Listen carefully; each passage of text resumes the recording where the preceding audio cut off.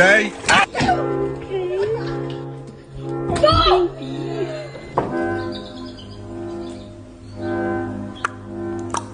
Hoy!